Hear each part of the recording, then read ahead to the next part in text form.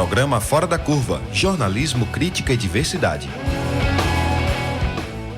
Olá, ouvinte da Rádio Universitária. Eu sou Maria Eduarda Rocha, jornalista e professora de Sociologia da UFPE. Está começando agora mais uma edição do Fora da Curva, que, como você já sabe, tem 1 hora de duração e continua sendo reprisado às 9 da noite na nossa rádio pública. Nessa primeira veiculação, nosso programa é transmitido ao vivo pela nossa página no Facebook e na página 99 Universitária. Você pode participar pelas redes sociais enviando perguntas e comentários. Hoje o nosso tema é a atuação decisiva do Poder Judiciário nas próximas eleições. O caso mais grave é o da candidatura do ex-presidente Lula, que lidera todas as pesquisas de intenção de voto e ainda aguarda o julgamento do Tribunal Superior Eleitoral aos pedidos de impugnação.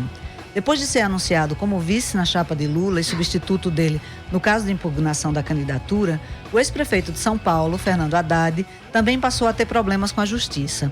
O Tribunal de Justiça de São Paulo aceitou denúncia contra ele por supostas irregularidades administrativas na construção das ciclovias. O segundo colocado nas pesquisas de opinião, Jair Bolsonaro, do PSL, também é alvo de ações penais no Supremo Tribunal Federal por denúncia de racismo e apologia ao estupro. Nos estados, candidaturas majoritárias de vários partidos também dependem de decisões dos tribunais. Já tem cientista político por aí afirmando que membros do Ministério Público e juízes estão tentando substituir a vontade do eleitor. Por isso, o Fora da Curva desta quinta questiona os limites da intervenção dos juízes nas eleições, analisa o sistema de justiça no Brasil e pergunta: como evitar que o judiciário interfira na política? Para conversar sobre isso, nós estamos aqui no estúdio com João Paulo Alan, professor de Direito da UFPE. Seja bem-vindo, João Paulo. Eduardo, olá. Bom dia a todos os ouvintes, bom dia a você e aos meus colegas que estão aqui. Também convidamos Luciana Grassano, advogada e integrante da Associação Brasileira de Juristas pela Democracia, a ABJD. Seja bem-vinda, Luciana. Obrigada. Bom dia para você, Maria Eduarda. Bom dia, André. Bom dia, João Paulo. É um prazer estar aqui. E também está aqui com a gente André Barreto, integrante da Rede Nacional de Advogados e Advogadas Populares e também da Associação Brasileira de Juristas pela Democracia. Bom dia, André. Bom dia, Eduarda. Agradeço o convite. Bom dia, João Paulo, Luciana. Então, e todos os nossos convidados de hoje integram a Associação Brasileira de Juristas pela Democracia e não é por acaso. É que começa hoje à noite, na Faculdade de Direito do Recife, o seminário intitulado O Sistema de Justiça que Queremos, promovido pela ABJD. O evento é gratuito e acontece até amanhã na Faculdade de Direito do Recife. A gente vai postar a programação do evento em nossa página e vai trazer hoje aqui para você alguns temas que vão ser discutidos no seminário, já que todos os nossos convidados também são convidados do evento. E um tema fundamental é essa relação entre judiciário e política, que a gente já discutiu aqui no Fora da Curva, mas precisa voltar a tratar, especialmente nesse momento eleitoral. Antes da gente discutir quais os limites dessa interferência do judiciário nas eleições, é importante a gente saber que interferências são essas. E acho que no momento a mais importante é o caso da candidatura de Lula. O Tribunal Superior Eleitoral marcou para amanhã à tarde uma sessão extraordinária para julgar a participação de Lula no horário eleitoral gratuito. O primeiro programa dos candidatos à presidência vai ao ar no sábado. Não se sabe ainda se o pedido de registro da candidatura de Lula, feito em 15 de agosto, também vai ser analisado na sessão. Isso porque o prazo para a defesa do presidente se manifestar termina hoje às 11h59 da noite. Vocês podem começar comentando essa situação, Luciana? Veja só, Maria Eduarda, nós estamos nessa expectativa da definição do TSE, né? Recentemente eu acho que o público acompanhou uma decisão que nós tivemos da ONU, no sentido de que o presidente Lula pudesse participar ativamente do processo, já que candidato. Parece que essa decisão realmente não surtiu efeito internamente, o que a academia majoritariamente os professores universitários, os advogados, se opõem, né? Porque existe uma cultura, na verdade, de cumprimento, né, de decisões de órgãos internacionais. Isso coloca o Brasil realmente numa contramão. Porque o próprio Brasil assinou o tratado. Exatamente, né? Se comenta, na verdade, que o Brasil vai se tornar um pária, né? internacional, na perspectiva de que ele tem uma obrigação de cumprir um tratado, na medida de que ele não cumpre esse tratado, ele recebe um desgaste realmente muito grande numa perspectiva com outros estados soberanos, né, numa perspectiva de direito internacional. Que a coerção, no caso, não é uma coerção como a que nós conhecemos aqui internamente, mas existem coerções políticas que podem ser muito graves, né, para a própria atuação, no caso, do país. E isso daí é uma situação que vem realmente trazendo uma preocupação muito grande para todas as pessoas que estão acompanhando, que são juristas, que são advogados, que são profissionais e operadores da área, estudantes, inclusive. Eu sou também professora da universidade. E acompanho a aflição dos alunos, né? No sentido de que não existe qualquer segurança jurídica no Brasil, mas em relação a nada. A gente nunca sabe qual a lei, qual a Constituição, qual a norma constitucional, qual o tratado que vai ser cumprido ou não. Isso, né? É uma situação muito difícil, muito difícil, inclusive. Como professora universitária, é extremamente difícil você hoje ensinar o que é o princípio da legalidade, o princípio da segurança jurídica. A gente perdeu completamente os parâmetros de normalidade no nosso sistema de justiça. Então, a gente vê o judiciário sendo um fator de insegurança jurídica, né? O que é uma contradição muito grande. Mas, nesse caso, isso torna mais difícil o nosso trabalho aqui, que é de analisar um pouco o cenário, né? Porque a gente pode... As decisões não estão mais seguindo sequer a tendência que elas costumavam seguir, não é? Como você vê isso, João Paulo? Eduarda, o que a gente percebe hoje é exatamente isso. O judiciário, de agente moderador, tornou-se um agente tensionador nas relações sociais. Ou seja, a gente tem, em suma, um grande horizonte de instabilidade que é cada vez mais... confirmada, né? O judiciário, ao invés de assumir o papel de minimizar essas tensões sociais, assumiu um protagonismo perigoso, sobretudo em período eleitoral, sobretudo no cenário político nacional. E isso é algo que a gente precisa realmente discutir, debater e ver que alternativas a gente teria para sair desse grande imbróglio, né? Perceba que esse fenômeno é um fenômeno que se delineia claramente quando o judiciário, de fato, começa a interferir em processos políticos decisórios, não apenas definindo as candidaturas que são válidas ou que não são válidas, etc. Muitas vezes induzindo por conta de aproximações e manifestações na mídia e participação em eventos, etc., induzindo um determinado perfil, né, como desejável, como ideal, ao mesmo tempo que se coloca contrário a todos aqueles outros perfis que, a princípio, não nos interessam. Então, acho que há um risco democrático evidente nesse protagonismo, nesse processo, que vem recheado de uma série de outras questões, né? Como, enfim, corporativismos e autoproteção e um moralismo também um tanto quanto discutível, e que a gente pode, claro, desenvolver isso também ao longo do programa, né? Então, a gente vê que o judiciário, dos três poderes, é aquele que não se submete à soberania popular, né? E nesse caso, pode impedir a participação do candidato que lidera as intenções, as pesquisas de intenção de voto, né, André? Como é que você vê isso? Você acha que... Eu sei que é muito arriscado diante de tudo que a gente está vendo aqui, mas vocês acham que, de fato, Lula não vai poder participar sequer do guia, do horário eleitoral gratuito? Olha, Eduarda, a postura que o judiciário brasileiro tem tomado frente a esses temas políticos ou das eleições, cada vez mais quanto a um cesseio ao exercício, digamos assim, da cidadania nesse âmbito político. E aí também na máxima do exercício dessa cidadania, que é no momento das eleições. Por exemplo, não sendo independente da questão do caso Lula, se a gente tiver a reforma eleitoral feita anteriormente, ela restringe em grande parte esse exercício de cidadania, sabe? Ele restringe em grande parte o debate político, o debate de proposta nas eleições. Como assim? Quais os dispositivos que fazem isso? Por exemplo, a restrição do tempo de campanha o tempo de campanha em si, que é reduzido 90 para 45 dias. A restrição para 12 minutos agora, por exemplo, do tempo de TV, não sei se também de rádio, quanto à questão do guia eleitoral, então se torna praticamente impossível debater ideias e projetos. Então, ao mesmo tempo que você acaba no plano do financiamento, a questão do financiamento de empresas, mas você reforça ainda mais, digamos assim, aqueles que já estão hoje dentro da máquina de Estado, sabe? Aqueles que já têm mandatos eletivos. As barreiras aos partidos pequenos, né? Isso, a cláusula de barreira aos pequenos partidos, que em geral são os partidos ideológicos, os partidos que têm, os poucos partidos que têm claramente um corte político, de projeto de país para o nosso Brasil, fica claro como se há um cesseio de uma dimensão, digamos assim, menos gerencial, menos burocrática da participação do Estado brasileiro. O Eduardo, eu queria fazer uma nota em relação a esse tema que você tratou aí com o André, porque você disse muito bem, né? O Poder Judiciário é o único poder, na verdade, que não se submete à soberania popular, né? Ao voto do povo, né? Ao que o povo deseja como exercício de sua cidadania. Mas veja só, e aí a grande pergunta que tem que se fazer: se o Poder Judiciário não se submete à soberania popular, se ele não se submete à lei, se ele não se submete à Constituição, se ele não se submete a decisões de órgãos internacionais, que poder é esse, né? Que não tem limitação. Sim, quem julga, né? Os juízes, né? Exatamente. Quem controla o controlador? Se, na verdade, a interpretação da Constituição é feita de forma aleatória, realmente a gente vê. E veja só, eu acho que nós, como, na verdade, nós somos aqui de esquerda, todos aqui, eu conheço meus colegas, o André, o João Paulo, somos, na verdade, professores, advogados e cidadãos, na verdade, que têm uma concepção de esquerda de vida.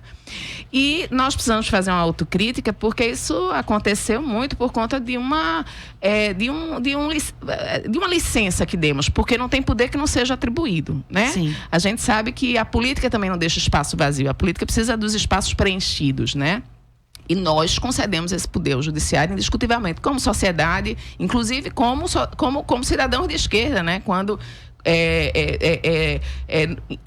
nos entusiasmamos com decisões, né, que realmente foram progressistas, por exemplo, a união homoafetiva, né?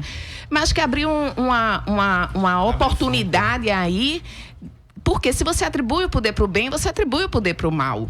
Né? Não tem como você só atribuir o poder para o bem, né? Então, a Constituição diz, com todas as letras, que é a união entre um homem e uma mulher, né? Então, é literal. Então, na medida que nós, né, como sociedade, o poder legislativo, na verdade, pela sua inação, né, não se posicionou em relação a essa questão, nem nós como sociedade, nem o Poder Legislativo, na medida que o Poder Judiciário se sente na condição, e é festejado por isso, de alterar, né, todo um sentido de literalidade da Constituição, ele pode fazer isso tanto para as pautas boas como para as pautas antidemocráticas, como é o que a gente está presenciando nesse momento histórico já há alguns anos. Então as forças progressistas apostaram demais nas possibilidades do judiciário intervir na política de uma forma positiva. A gente pode talvez retornar um pouco ao momento da promulgação da Constituição de 88, que foi uma Constituição, enfim, que apresentou uma promessa de um novo país e que deu um desenho para o Poder Judiciário bastante característico, dando poderes mesmo, né, de guardião dos direitos da cidadania no país. Isso veio acompanhado, eu lembro bastante, no meio acadêmico, né, veio acompanhado de muitas e muitas reflexões e debates, enfim, em torno da capacidade que o judiciário tinha de ir além da lei, de criar, né, enfim, efetivamente parâmetros para a realização dessas promessas da Constituição. E o que Luciana fala é exatamente isso. Isso trouxe o ônus agora de a gente ter que lidar com a necessidade de ter barreiras de contenção para saber, afinal de contas, o que é um protagonismo bom e o que é um mau protagonismo, né? Então, em certo sentido, eu imagino que o que a gente tem hoje é um absoluto descontrole, né? E, de certa forma, eu acho que isso precisa ser tematizado em virtude desse momento de expansão, né? desse poder criativo do judiciário. E particularmente na nossa experiência brasileira, isso trouxe inicialmente algumas conquistas importantes, mas empoderou determinados segmentos conservadores que, de certa forma, capturaram esse momento para fazer com que os interesses, enfim, do conservadorismo, afinal de contas, que sempre existiram na sociedade brasileira, desde, enfim, tempos imemoriais, desde a primeira Constituição de 24, enfim, né, que ocupassem o lugar que sempre estiveram na nossa história constitucional. Então eu queria que vocês falassem um pouco, quais são esses mecanismos de controle que estão previstos e por que eles não estão funcionando? Olha, Eduarda, a questão do controle, em grande parte, é envolver o que a gente chama de democratização do sistema de justiça, ou seja, você democratizar tanto o controle como a participação da sociedade, então, assim, da sociedade civil, dentro dos órgãos de Estado. Então, é encarar que, assim, o judiciário, mas, assim, quando a gente fala judiciário, pensar que também, assim, é o sistema de justiça, envolve também o Ministério Público, Defensoria Pública, então, é encarar que também são órgãos de Estado, ou seja, envolve, é pertinente a eles e é intrínseco a eles também ter que prestar contas com a sociedade. Ou seja, você promover uma maior participação. Uma experiência muito interessante nas ouvidorias, são as ouvidorias da Defensoria Pública, onde há um ouvidor externo. Qual é a ideia do ouvidor externo? É um membro da sociedade civil, eleito, tem todo um debate, não é uma nomeação que vem de fora, para fazer esse controle da atividade, mas assim, um controle, na verdade, de prestação de contas. Eu acho que é o que vocês têm aqui na comunicação de um ombudsman, né? Sim. Da atividade do órgão, sabe? Então, assim, em 2004, quando se teve a reforma do judiciário, se criou o CNJ, se encarou como um grande avanço digamos assim, no controle do sistema judiciário, mas ainda assim... É o Conselho Nacional de Justiça. Isso, desculpa, é o CNJ, o Conselho Nacional de Justiça. Mas ainda é um controle interno, sabe? Então passa por aí um pouco. Também a ideia também é você ter maiores mecanismos de participação social e popular em decisões. Então, avançar mais no uso de audiências públicas para algumas decisões chaves. E assim também, isso a gente vai para um debate um pouco mais, que é bem polêmico no meio jurídico, até no meio progressista do direito. Por exemplo, o STF ter mandato ou não ter mandato, os ministros que compõem o Supremo Tribunal Federal, pode ser um tema que se colocar em debate, porque vários ali, e aí é uma opinião pessoal minha, mudam muito quando estão lá dentro, sabe? Tem ali alguns juristas famosos que nós da esquerda, o meio progressista do direito, prezávamos e tinham respeito acadêmico e na sua atividade profissional também, mas que quando estão lá, quando ocuparam a vaga lá no Supremo, mudaram completamente os seus entendimentos, inclusive. Parece que passam uma borracha na sua vida pregressa. E quais os mecanismos de controle sobre o Supremo, para começo da conversa? Eu queria fazer só um comentário sobre a fala de André, que eu acho que ele pontuou algumas questões bem importantes. A primeira foi a do CNJ, né, que foi concebido como sendo um órgão de controle externo do Judiciário, e que verdadeiramente não é um órgão de controle externo, ele é muito mais interno do que externo. O próprio presidente é o presidente do Supremo. Pois é, agora... Né? Que controle é esse? O risco do corporativismo, né? Exatamente. Agora, historicamente, é bom a gente lembrar o seguinte, a proposta de um órgão de controle externo, né, nos moldes do CNJ, aparece no Brasil, na nossa história constitucional recente, exatamente com o debate, enfim, envolvendo a Assembleia Nacional Constituinte em 87 e 88. Né? E veja que só em 2004 é que foi possível adotar uma estrutura minimamente parecida com um órgão de controle, enfim, pelo menos do ponto de vista de uma satisfação pública, lá está, né? E um dos motivos para o CNJ não ter nascido antes, junto com a Constituição de 88, foi porque existia um movimento muito forte dos juízes, um lobby muito forte do Judiciário, né? Através, inclusive, de membros do Supremo Tribunal Federal, no sentido de que isso comprometeria a independência do Judiciário. Então, veja que aqui a questão não é tão simples, porque você ter um órgão de controle pode significar discursivamente uma forma de cercear a autonomia, a independência, enfim, do Poder Judiciário, que no desenho da Constituição foi concebido para garantir direitos. Então, a gente tem aqui que pensar, de fato, em uma possibilidade efetiva de equilíbrio entre autonomia e respeito à Constituição, ao projeto constitucional de país, enfim, tudo aquilo que a gente trouxe nesse nosso texto. Então, é nesse mesmo contexto que vem o discurso da auxílio-moradia, por exemplo, que eu escuto das associações aí de juízes dizendo, por exemplo, que quem é contra auxílio-moradia, quem é contra, enfim, um judiciário forte, etc., é a favor da corrupção. E as coisas não são tão simples assim, não é assim que se resolve esse debate. Né? É claro que a gente deseja um judiciário forte que tenha, sobretudo, credibilidade. Né? Ô, João Paulo, eu acho importante também, até como professor universitários, né, nós fazermos a interface dessa discussão com a questão da universidade pública. Né? Quem é que nós estamos formando como faculdade de Direito? Eu sou da Universidade Federal de Pernambuco, né? Estou na universidade como professora há 20 anos, né? Quando eu entrei lá, por exemplo, a gente não tinha pobre na universidade. O grande problema da universidade, ele foi contemporâneo, era o quê? O estacionamento, porque faltava vagas para os carros, né? Então, veja, esse contexto hoje mudou muito por conta da política de cotas. Você é professora universitária também, você sente a mudança na sua sala de aula, como eu sinto também, é impressionante como mudou. E essa mudança, na verdade, que nós vemos, acima de tudo nas universidades federais, que ainda são as melhores universidades desse país, né, que formam as carreiras de Estado, na verdade, se você não miscigenar, se você não colocar aquela universidade como um espelho da sociedade, a tendência é que você tenha as carreiras de Estado Estado como espelho apenas da classe dominante, que é o que acontece hoje em dia, né?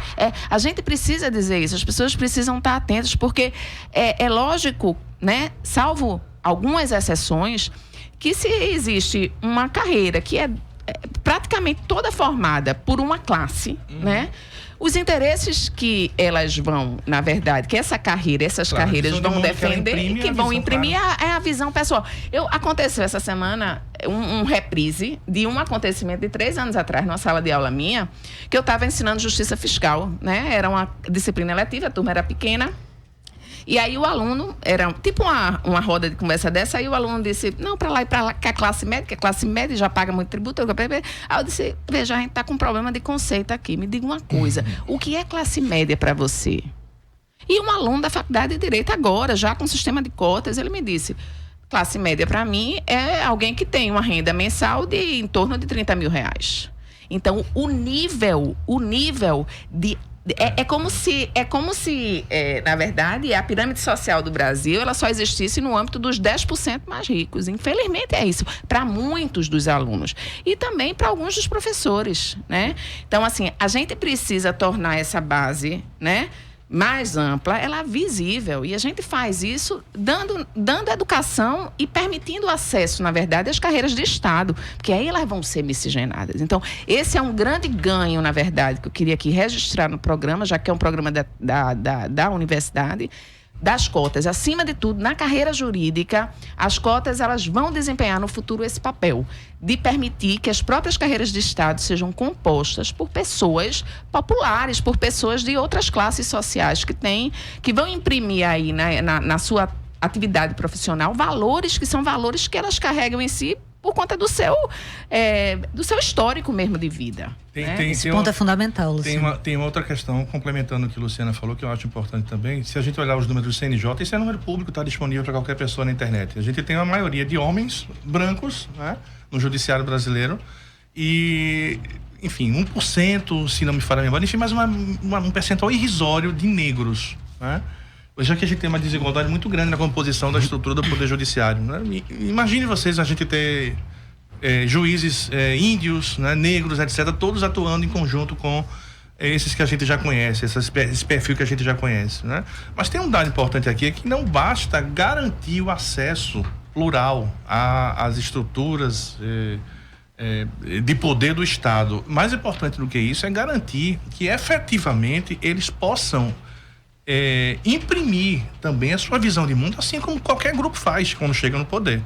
Porque o que a gente percebe é que muitas vezes um negro chega lá, mas ele age como se branco fosse, né? Sim, são os mecanismos de cooptação. Exatamente, para ser aceito pelo grupo, dúvida. etc. Então, parece que toda aquela história, enfim, da origem, etc., parece que se dissolve, né, no éter. Então, essas questões são muito delicadas e a gente precisa efetivamente garantir o acesso e garantir a permanência dessas questões que formam a forma de ver o mundo, a concepção plural que efetivamente existe uma sociedade.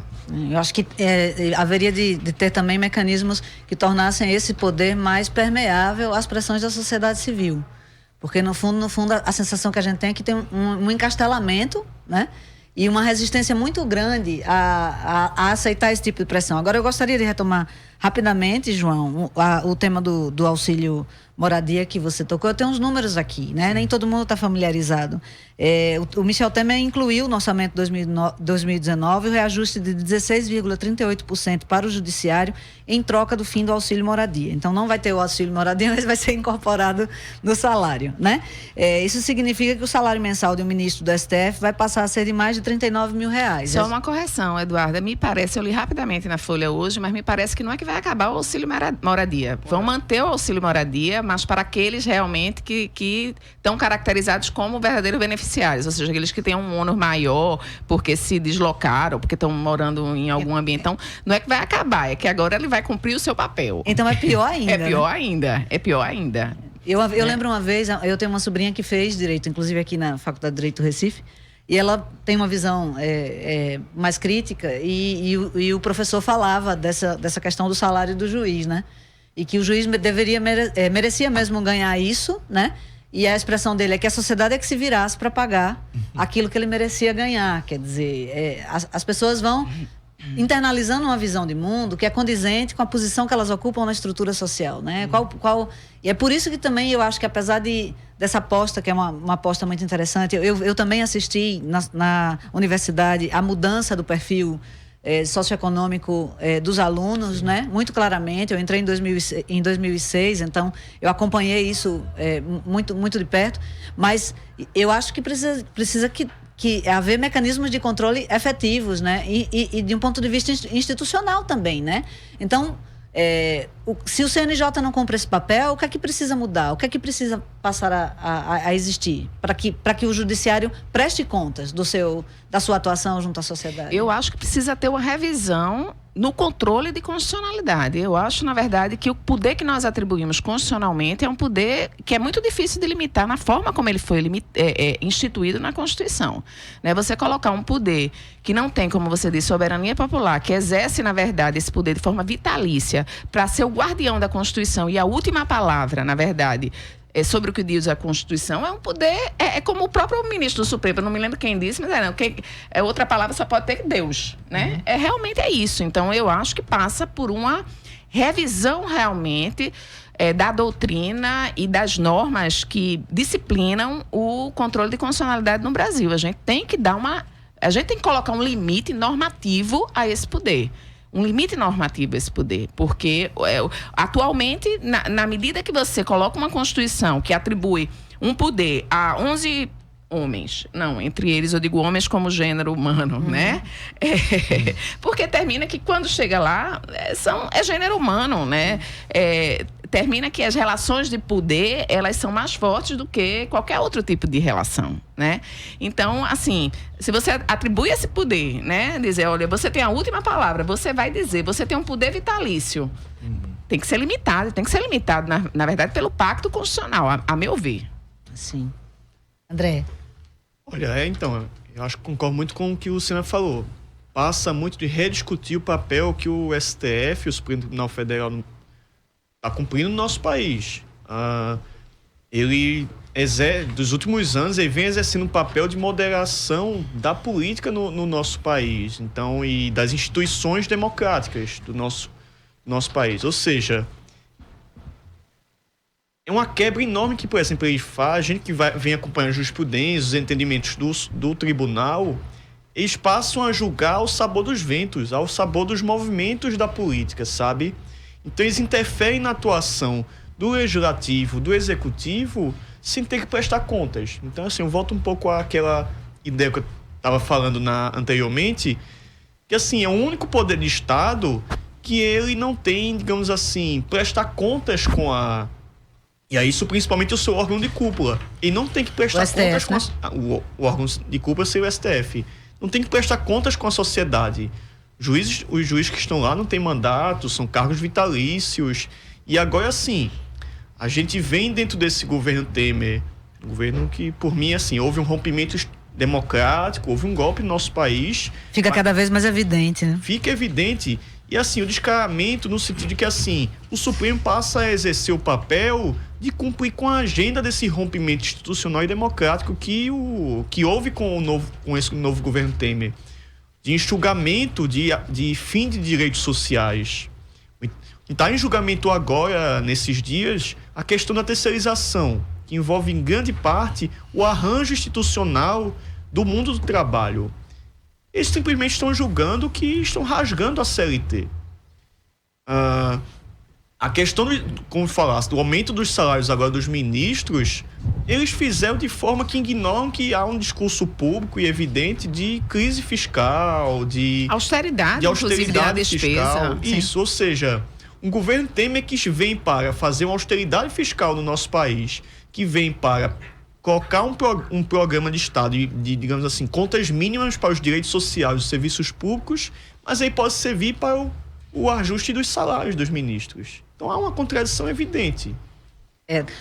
Por trás desse aumento tem muito justamente desse poder político, né? Adquirido num contexto de fragilidade democrática. Para trazer entrevistas com a visão crítica sobre o que está acontecendo no país, que o Fora da Curva está no ar, de segunda a sexta, aqui na Rádio Universitária, a nossa rádio pública.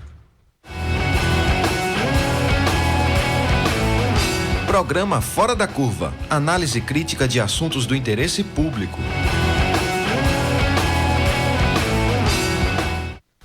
Oi, vó, qual é a boa? Tô mandando um áudio pra sua prima explicando como votar. Também tô precisando aprender. Então agora vou mandar pra você. Oi, meu netinho lindo. Nestas eleições, o primeiro voto é para deputado federal. Tecle os 4 dígitos e aperte confirma. Aí, deputado estadual ou distrital, 5 dígitos e confirma. Depois, senadores, 3 dígitos e confirma. Faça 2 vezes, vamos eleger 2 candidatos. Governador são 2 dígitos e confirma. E presidente também são 2 dígitos e confirma. A votação é das 8 às 17 horas. O primeiro turno é dia 7 de outubro e o segundo dia 28 de outubro. Não se esqueça de levar um documento oficial com foto e seu título de eleitor. Ou só o e-título no celular se você tiver biometria. Pronto. Você é a melhor, vó. Calma aí, você não vai embora sem tirar uma selfie comigo. Justiça Eleitoral.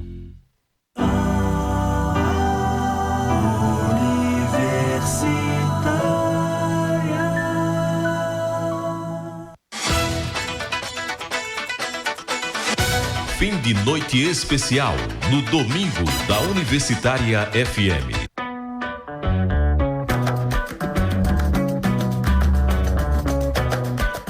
Às 9, Gilu Amaral.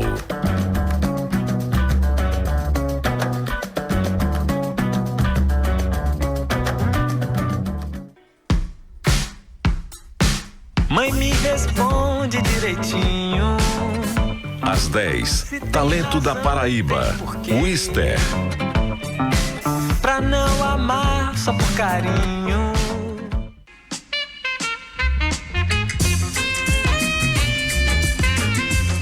E às 11 horas, Fela Kuti.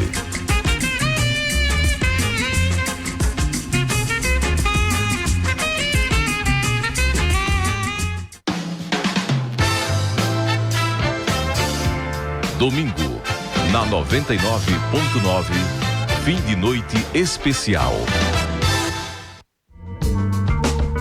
Neste sábado, no Interdependente, Música e Conhecimento, vamos falar sobre cuidados paliativos. A convidada é a médica Zilda Cavalcante, especialista na área. No Play, músicas dos Titãs, Gonzaguinha e Milton Nascimento. É neste sábado, às 18 horas, na Universitária, a nossa rádio pública.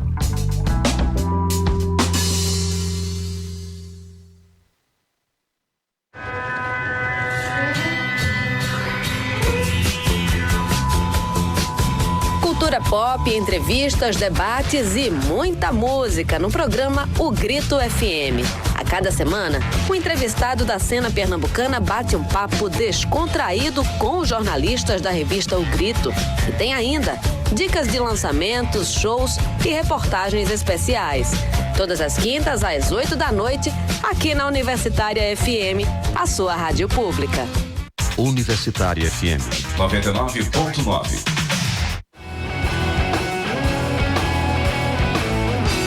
Programa Fora da Curva. Informação a serviço da maioria.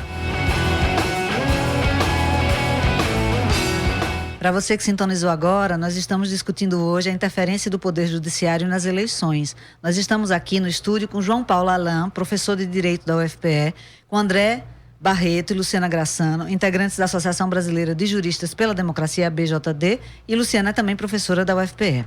E antes de voltar ao tema hoje, vamos ouvir a coluna Truco Eleições 2018. O Truco é um projeto de checagem de fatos que tem como objetivo verificar se as informações que os candidatos ao governo do Estado divulgam são verídicas ou não. O Fora da Curva, junto com a Marco Zero, está trazendo essa checagem de fatos para o rádio com uma coluna diária que você escuta agora. Seu candidato está falando a verdade?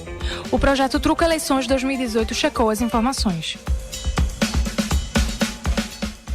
Olá, ouvinte da Rádio Universitária. Sou Helena Dias, da Marco Zero Conteúdo, e tenho uma checagem da candidata ao governo de Pernambuco, Simone Fontana, do PSTU. Em entrevista à Rádio Folha, Simone criticou os índices de óbitos maternos no estado. Ela afirmou: Pernambuco registrou, de 2011 a 2016, 492 mortes maternas.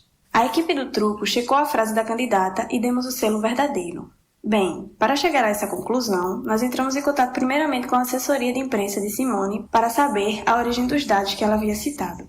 A gente recebeu o retorno de que a informação foi tirada de um documento do Tribunal de Contas do Estado, que coleta dados do Sistema de Informações sobre Mortalidade do DataSUS. Fomos em busca dos números no site do DataSUS, que é o Departamento de Informática do SUS, em que ficam documentados diversos dados de saúde. Lá no site, as mortes citadas pela candidata do PSTU estão na categoria de óbitos maternos, registrados em números anuais desde 1996. Checamos as ocorrências de cada ano durante o período de 2011 a 2016, como foi recortado por Simone em sua declaração. Com os números em mãos, somamos os índices dos 6 anos e chegamos ao total de 503 óbitos maternos ocorridos no período. Descobrimos 11 ocorrências a mais do que as 492 mortes maternas apresentadas pela candidata. Mas, como a diferença de 11 casos não muda a essência da informação e representa uma variação inferior à nossa margem de erro, o selo escolhido para a frase é verdadeiro. Para saber mais, acesse marcozero.org/truco2018.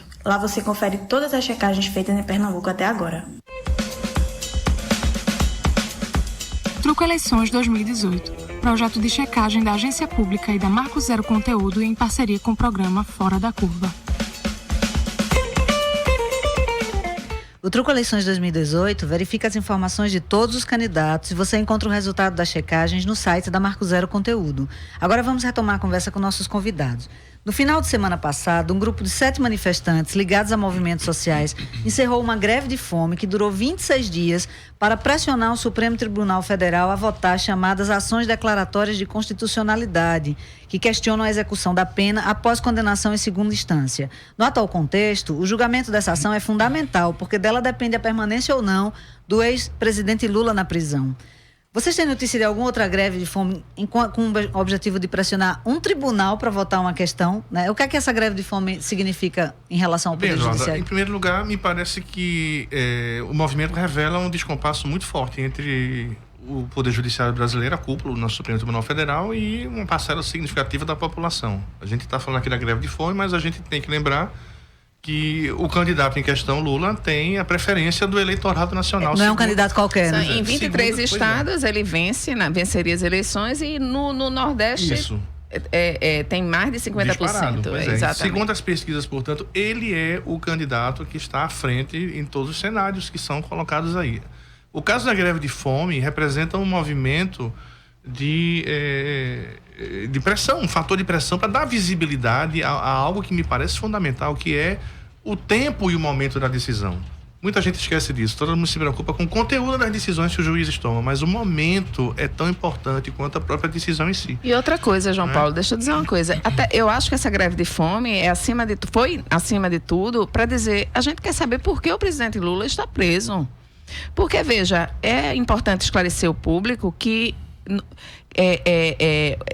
não existia um dever de se prender o presidente Lula, né? Não é essa a concepção do julgamento do Supremo. O Supremo disse que poderia, antes do trânsito em julgado, ocorrer prisões, mas com fins acautelatórios, e ela tem que ser motivada. Qual é a motivação? O que é que motiva uma prisão com fim acautelatório de Lula? Então, assim... Explica pra gente o que é esse fim acautelatório. Na verdade, que pudesse... ou que ele pudesse fugir, ou que ele pudesse interferir de alguma forma para inviabilizar o prosseguimento do processo, entende? Mas não tem nem motivação. Ele foi preso porque também tem uma decisão lá do Tribunal Regional do Federal da 4ª Região, que a gente fica falando do Supremo, mas a gente tem que colocar aí no bolo também posições desviadas de norma constitucional, de norma legal também, de tribunais e do próprio da primeira instância. João Paulo é professor de Direito Constitucional, ele pode até falar melhor do que eu isso, mas eu não conheço nenhum outro lugar no mundo, né, em que você tenha um nível de ativismo judicial, que é como a gente, o termo técnico que a gente dá, em primeira instância, como a gente tem no Brasil, né? Então, nível de ativismo judicial, você se conhece em tribunais constitucionais, que são tribunais políticos. O Supremo Tribunal Federal é um tribunal político, né? Mas nós temos no Brasil ativismo judicial em primeira instância. Né? Então, assim, isso é uma coisa muito preocupante, porque torna o Brasil, na verdade, tudo aqui, as consequências são maiores, né? Porque os conceitos chegam aqui e a gente distorce todos eles. Ativismo judicial que eu conheço, pelo menos fora do Brasil, se pratica em tribunais políticos, tribunais constitucionais. Aqui, juiz de primeira instância, ele aplica a Constituição quando ele quer, ele aplica a lei quando ele quer, entende? E ele se mete em política pública e pronto. Essa discussão sobre o ativismo judicial, ela está correndo, né? Tanto na ciência política quanto na área do direito. Vocês podem explicar, assim, para o ouvinte, o que é que significa esse ativismo esse é um processo de transferência de um debate que seria, enfim, isso vem primeiro da judicialização da política, ou seja, a gente transfere decisões que ordinariamente seriam tomadas na esfera política, no parlamento, etc., para o judiciário.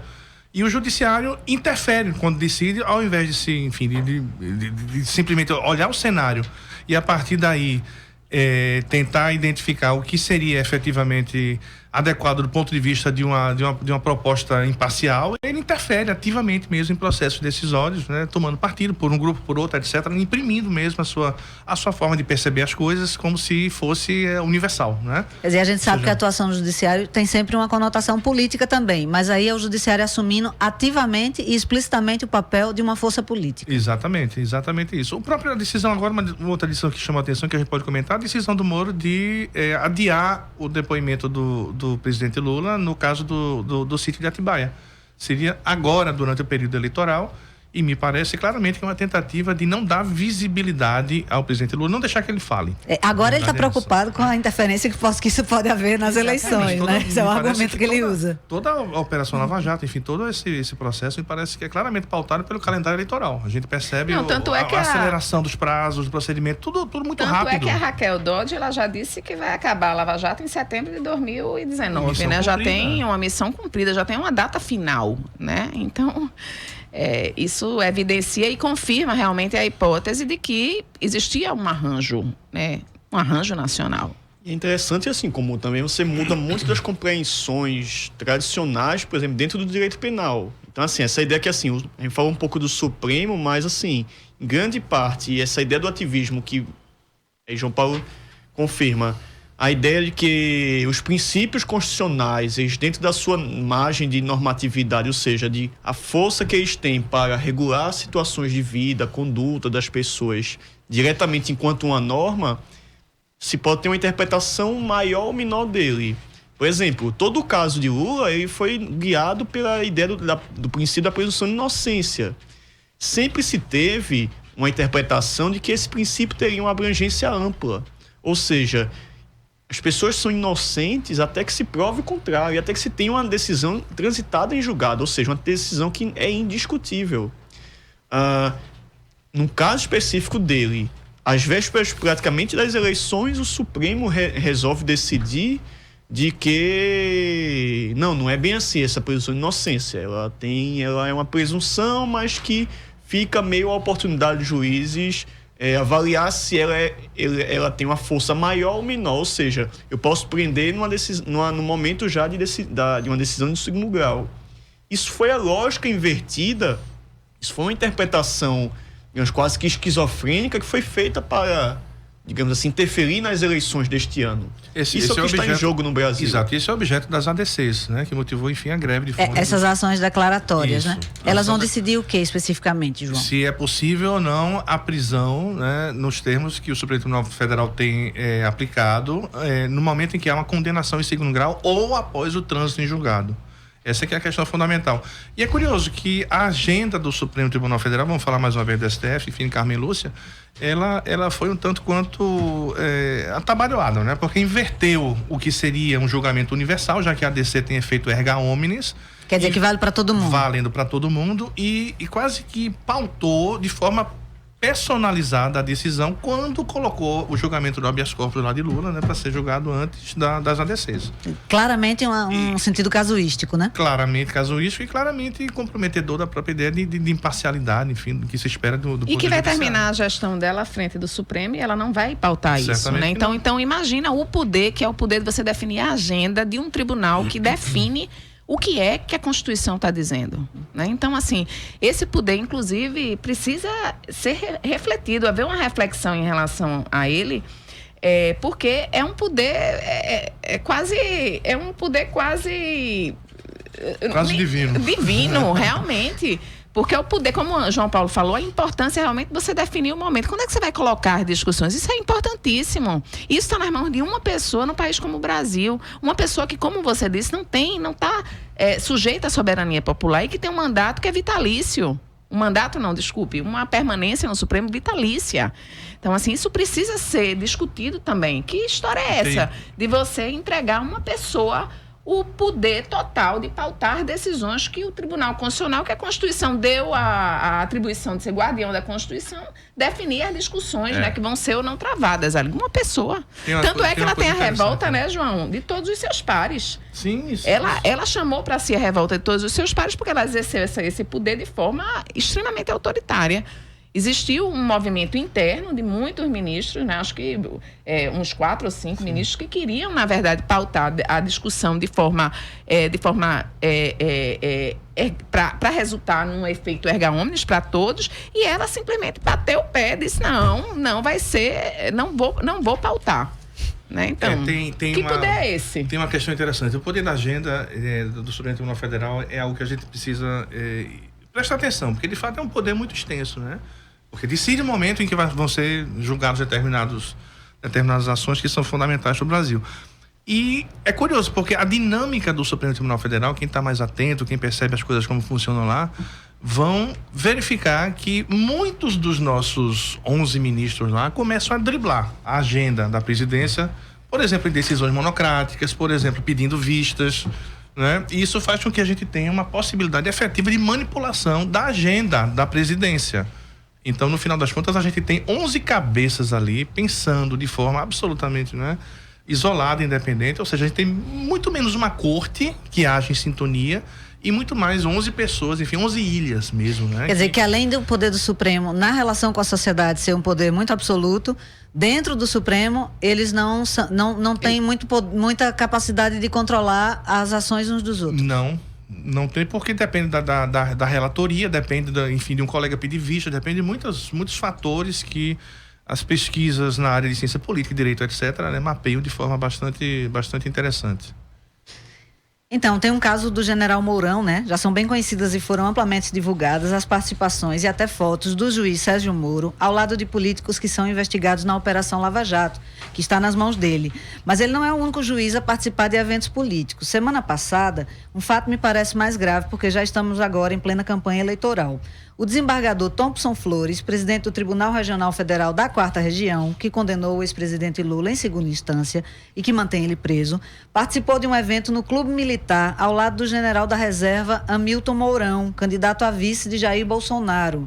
O desembargador de Curitiba foi convidado para fazer uma palestra, mas se deixou fotografar ao lado do general Mourão e tratou o general publicamente como amigo. Essa palestra do desembargador Thompson Flores no Clube Militar pode ser interpretada como um ato de campanha do general Mourão, ainda que não tenha sido apresentada como um evento nessa natureza. Um juiz pode fazer isso, um juiz pode aparecer em rádio, em TV e assumir publicamente as suas preferências políticas? Toda vez que um juiz é flagrado num momento como esse, ele gosta de lembrar que é, antes de tudo, um cidadão.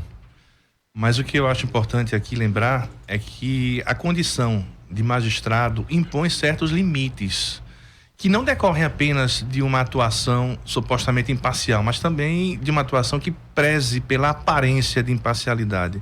Então eu acho profundamente desagradável esses flertes com a mídia e com determinados setores sociais, empresariais, etc., né? Porque compromete a ideia de imparcialidade que se espera de um magistrado, né? Eu acho que essa é uma questão que a gente deve realmente ficar bastante atento. E é absolutamente incompreensível porque é que juízes como Sérgio Moro, por exemplo, aparece com o general Mourão, aparece lá com a Aécio, aparece com o Temer, chama de amigo, se deixa fotografar e vai para Nova York, e volta, ganha prêmio, etc., patrocinado por Veja, isto é, e absolutamente diz, não, mas eu me mantenho imparcial. Mesmo que ele se mantenha, é preciso também que ele zele pela aparência, pela imagem que ele passa diante da condição que ele ostenta. Não, e eu acho que ele não se mantém, né? Com a conduta dessa, você não se mantém isso publicamente, é né? De que ele não tem facilidade. Eu acho que é muito importante a gente deixar muito claro pro público, Eduarda, que nós não somos todos iguais, não somos. né? Por quê? Porque uns têm mais poder do que outros. Se você tem mais poder, esse poder tem necessariamente que vir acompanhado de mais responsabilidade. Exatamente. Então, nós somos todos cidadãos, indiscutivelmente, mas somos cidadãos de ordens diferentes. Eu não tenho o poder, na verdade, de julgar e de decidir a vida de ninguém. Eu não tenho um poder de decidir a vida de um país como vários desses juízes e desembargadores têm. Então, é óbvio que a minha responsabilidade não pode ser nunca dimensionada nos mesmos termos que a responsabilidade de uma pessoa que arvora para si, que tem efetivamente um poder tão grande, tão intenso, entende? Então, é importante que isso seja dito. Nós não somos todos iguais, não somos. Se isso vale para o mal, então que valha também para o bem. Exatamente. Que tenham que façam uma tarefa de autocontenção. É necessário que façam essa tarefa de autocontenção. Que sejam, pelo menos, como a mulher de César, né? Tem que parecer honesta. Tem que parecer, exatamente. Eu queria comentar um pouco dessa situação aí que tu levantasse, porque foi um caso que aconteceu há menos de 10 anos, que foi justamente uma atuação da sociedade civil pressionando o CNJ, o Conselho Nacional de Justiça, em torno do financiamento empresarial de eventos de juízes. Ou seja, congressos de debate interno de tribunais, de associações de magistrados, de juízes, em grande parte sendo financiado por empresas, grandes empresas, multinacionais, que, por exemplo, têm interesse claro no julgamento de alguns temas. Então, assim, eu me lembro que tem um caso muito interessante, assim, de um congresso nacional que foi feito de uma associação nacional de juízes, que onde estava financiando uma grande farmacêutica na época de um julgamento, digamos assim, tradicional, clássico, definidor, sobre a questão de medicamentos. Então, assim, até onde o poder econômico, financiando os debates ou interferindo nos debates, interfere no conteúdo do judiciário e do julgamento? Até onde, por exemplo, a participação de debatedores, por exemplo, da CNA, que é a Confederação Nacional da Agricultura, órgão de classe que representa o agronegócio, ele interfere nos julgamentos nessas questões por exemplo, de questão de terra, da reforma agrária. A grande crise que eu vejo hoje na nossa democracia representativa é justamente essa, que, na verdade, a nossa força política ela não reflete a soberania do povo já há muito tempo. Isso não é um problema só do Brasil, é um problema, na verdade, do mundo todo. O que, na verdade, move a nossa classe política é o poder econômico, né? E o poder econômico, quando ele interfere e quando ele, na verdade, influencia a classe política, ele não influencia para o bem do povo. Ele influencia, logicamente, para o seu próprio bem, né? Para a criação de normas de privilégio, para a criação de sistemas tributários com mais benefícios para si, não para a sociedade. Então, é daí que vem esse distanciamento da sociedade em relação à classe política que a representa, porque ela não reflete mais o anseio dessa sociedade, desse povo. Ela reflete, na verdade, os anseios e os interesses da classe econômica que o poder econômico que a financia. Então, a gente vê isso, não é? Praticamente um circuito fechado. No legislativo, no executivo, no judiciário, na mídia. Eu queria agradecer muitíssimo a participação de vocês e pedir para que vocês façam algumas considerações finais aqui no Fora da Curva. Ô Eduardo, eu gostaria de convidar todos, ao público, a você também, para participar hoje à noite. Começa hoje à noite o nosso seminário, Que Sistema de Justiça que Queremos? Será lá na Faculdade de Direito do Recife, no nosso auditório, lá o Tobias Barreto.